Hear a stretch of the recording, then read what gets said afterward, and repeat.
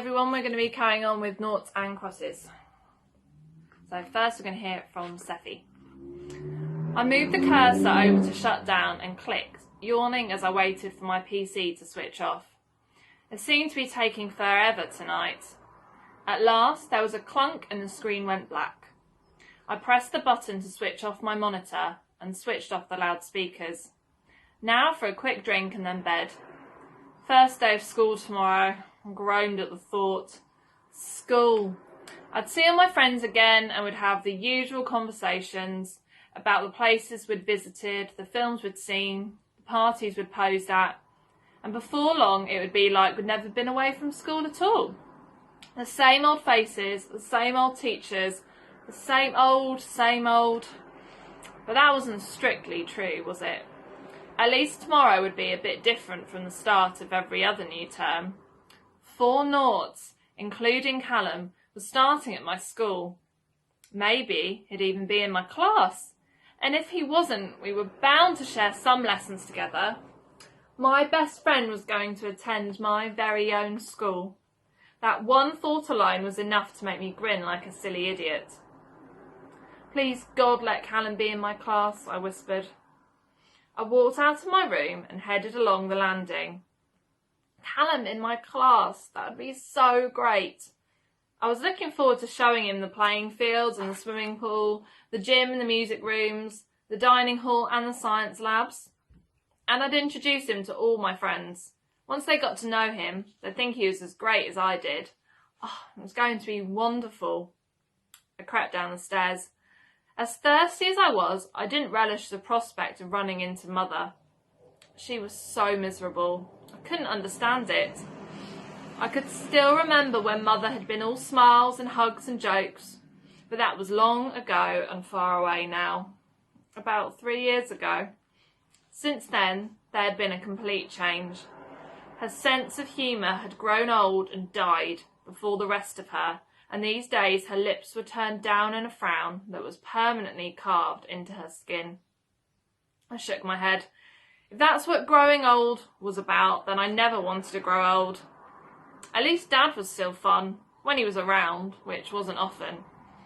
Every adult I met for the first time loved to tell me how great my dad was, how he was so smart, so funny, so handsome, how he was destined to go all the way to the top.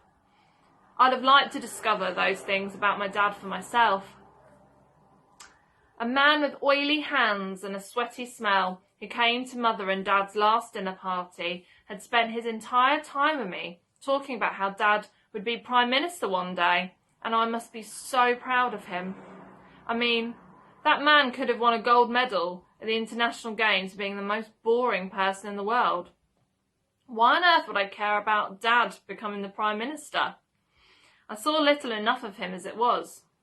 If he became Prime Minister, I'd have to watch the telly just to remember what he looked like. Those bleeding art liberals in the Pangean economic community make me sick. They said we in this country had to open our schools to noughts, so we did. They said we had to open our doors to recruiting noughts into our police and armed forces, so we did. And they're still not satisfied.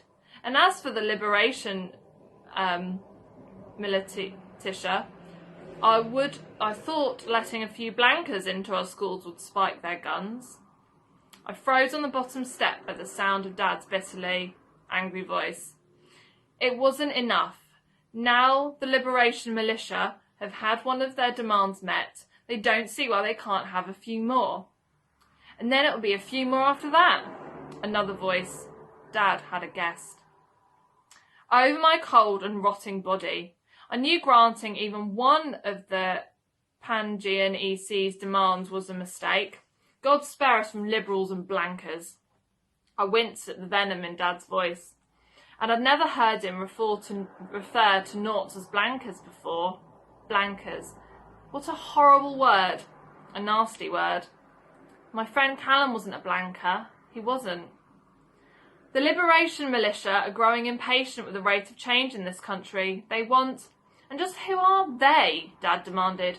Who's the head of the liberation militia? I don't know, sir. It's been a slow business working my way up the ranks, and the Liberation Militia are very careful. Each military group is divided into different cells or units, with multiple drop-off points if they want to communicate with others in the militia. It's very hard to find out who's in charge. I don't want excuses, just do it. That's what I'm paying you for. I'm not going to lose my place in the government because of some terrorist rabble-rousers. They call themselves freedom fighters, Dad's guest started. Don't care if they call themselves descendants of the angel Shaka. They're scum and I want them wiped out. All of them. Silence. I'll keep working on it. Dad's derisive snort was the only reply the other man got. Sir, about these meetings, they're becoming more and more dangerous. We should find a safer way to communicate.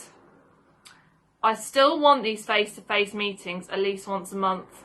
But it's not safe, the man with Dad protested. I'm putting my life on the line every time. I don't want to hear it. You can email me or phone as often as you like, but I want to see you at least once a month. Is that understood? Dad snapped. At first I thought the other man wasn't going to answer, but at last he said, "Yes, sir." I tiptoed close to the drawing room. Who was Dad talking to? I could only hear their voices. Blanca's going to my daughter's school. I could almost hear Dad shaking his head. If my plan doesn't work, it will take a miracle to get re-elected next year. I'll be crucified. There are only 3 or 4 going to Heathcroft, aren't there? The other man asked.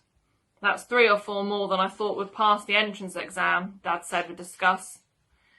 If I'd thought any of them stood a chance of passing the test, I would have never have amended the education bill in the first place. Every word was like a poisoned dart. An icy shiver shot through me, and it was like my heart was being ripped apart. I was so hurt. Dad, my dad. Less than 24 Noughts are going to cross schools nationwide. That's not so many, surely, the other man pointed out. When I want your point of view, I'll buy it, Dad dismissed. Did he even know that Callum was one of the Noughts going to my school? Did he even care? I doubted it. I took another tentative step forward. I glanced across the hall. Dad's reflection was clearly visible in the long hall mirror opposite the drawing room. I could only see the back of Dad's guest reflected in the mirror as he had his back to the door, but I was more than a little stunned to see it was a Nought. He had blonde hair, tied back in a ponytail, and he was wearing a stained sheepskin coat and big brown boots, with a silver-coloured chain above the heel of each one. I couldn't remember the last time I'd seen a Nought in our house, except in the kitchen or cleaning. Why was he here? Who was he? It didn't make any sense. Nothing they were saying made any sense. I took another step forward, my eyes still focused on the mirror across from the drawing room, which was my mistake. I tripped over the telephone cord, making the phone drag slightly across the table. It wasn't much of a noise, but it was enough. Dad looked around and saw me via the hall mirror just as I could see him. His guest turned around. Seffi, go to bed, now!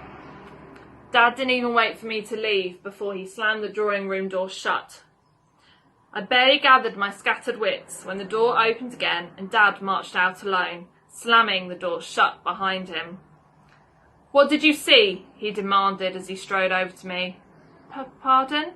What did you see? Dad grasped my shoulders. A drop of spit came out of his mouth and landed on my cheek, but I didn't wipe it away. Nothing. What did you hear? Nothing, Dad. I just came down for a drink. I'm thirsty. Dad's eyes blazed with rage as he scowled at me. He looked like he wanted to hit me. I didn't see or hear anything, honest. Long moments passed before Dad's grip on my shoulders slowly slackened off. His contorted face relaxed. Can I get my drink now? Go on then, just hurry up. I walked off towards the kitchen even though I wasn't thirsty anymore. My heart was slamming against my ribs and my blood was roaring in my ears. I knew without turning around but Dad was still watching me. Once I reached the kitchen, I poured myself a glass of water and headed back up to my bedroom. I was out of Dad's sight in the kitchen, but I still went at a normal pace, as if somehow he could see me through the walls. I left the kitchen and started to head upstairs, my glass of water in my hand. "Princess, wait," Dad called me back. I turned my head. "I'm sorry I bit your head off." Dad forced a smile as he came up the stairs behind me. "I've been a bit edgy all day." "That's okay," I whispered. "You're still my princess, aren't you?" asked Dad, hugging me. I nodded, trying to get past the lump in my throat, trying not to spill my water. "Off you go to bed then." I carried on walking up the stairs, my pace carefully careless, and Dad stood in the hall, watching my every move. So next week, in the next chapter coming up, there will be a big clue, and it will be finally revealed the differences between the noughts and crosses. What I'd like you to do as an activity for this week is to research times in the history of the world, of Britain, where two different groups of people have been segregated, they've been kept apart, and one group has been treated differently. And maybe you will find the answer to the difference between the noughts and crosses. See you next time. Bye.